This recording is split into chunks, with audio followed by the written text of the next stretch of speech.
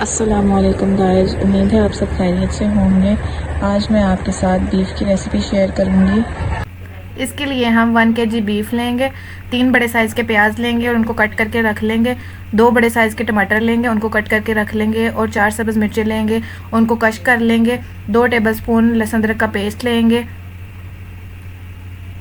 1 tablespoon सुरख मिर्च, 1 tablespoon नमक, 1 tablespoon हल्दी और 1 टेबलस्पून पिसा हुआ धनिया और थोड़ा सा गरम मसाला लेंगे, 2 टेबलस्पून कर लें। 1 टेबलस्पून साबुत धनिया लेंगे और इन सबको हम रख लेंगे।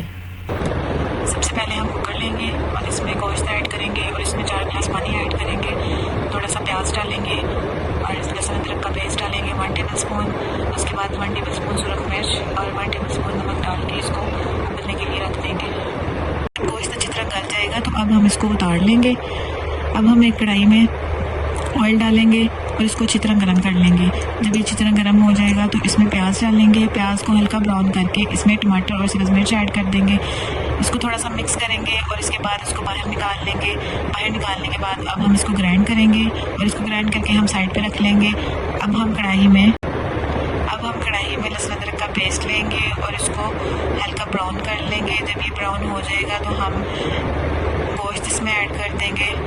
जब हम इसमें गोश्त डाल लेंगे तो इसको अच्छी तरह फ्राई करेंगे।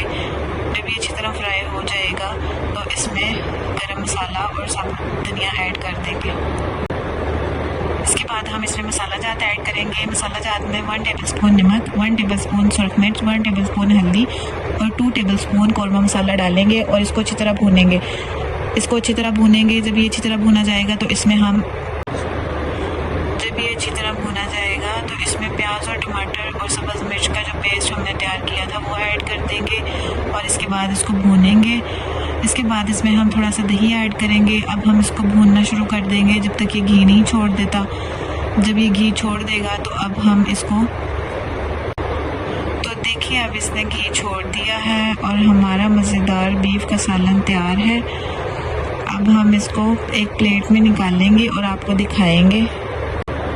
इसके साथ ही मैं आपसे इजाज़त चाहती हूँ। अगर वीडियो पसंद आई हो तो लाइक और सब्सक्राइब कर दीजिएगा।